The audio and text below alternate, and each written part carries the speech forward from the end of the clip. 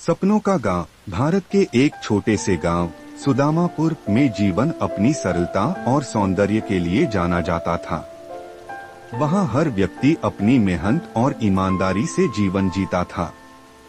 परंतु इस गांव के युवा अजय की आंखों में बड़े सपने थे। अजय का सपना था कि वह गांव को एक ऐसा स्थान बनाए जहां हर बच्चा शिक्षित हो, हर किसान को उसके फसल का उचित मूल्य मिले और हर परिवार को मूलभूत सुविधाएं उपलब्ध हों। लेकिन यह सपना आसान नहीं था। गांव में शिक्षा की कमी थी और अधिकतर लोग अंधविश्वासों में जकड़े हुए थे। अजय ने पहले अपनी पढ़ाई पूरी की।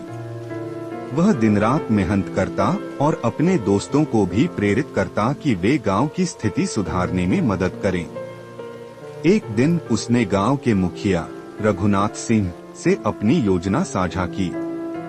रघुनाथ सिंह पहले तो हंसे, अरे यह सब बड़े शहरों की बातें हैं, हमारे जैसे छोटे गांवों में यह संभव नहीं है। लेकिन अजय हार मानने वालों में से नहीं था। उसने सोचा कि अगर कोई शुरुआत नहीं करेगा तो बदलाव कभी नहीं आएगा। उसने सबसे पहले बच्चों की पढ़ाई पर ध्यान देना शुरू किया। गांव के पुराने विद्यालय को पुनर्निर्मित किया और वहां स्वयं पढ़ाना शुरू कर दिया। धीरे धीरे गांव के लोग उसकी मेहनत को समझने लगे। अजय ने यह भी महसूस किया कि गांव के किसानों की समस्या उनके फसलों के उचित दाम न मिलने से जुड़ी थी। उसने एक सहकारी समिति बनाई जहां किसान अपनी फसल सीधे बाजार में बेच सकते थे। इस पहल से किसानों को काफी लाभ हुआ। धीरे धीरे गांव के हर कोने में बदलाव की लहर दौड़ गई।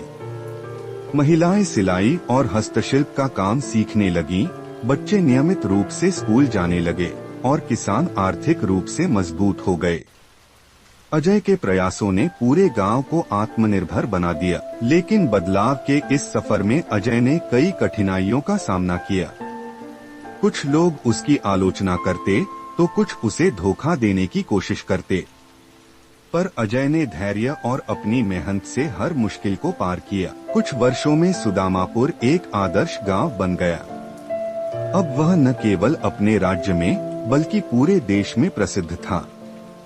हर कोई अजय की प्रशंसा करता और उसे सपनों का मसीहा कहता। अजय की कहानी हमें यह सिखाती है कि अगर आप अपने सपनों पर विश्वास करते हैं और पूरे दिल से मेहनत करते हैं तो कोई भी बाधा आपको रोक नहीं सकती। जहां एक सपना होता है वहां बदलाव संभव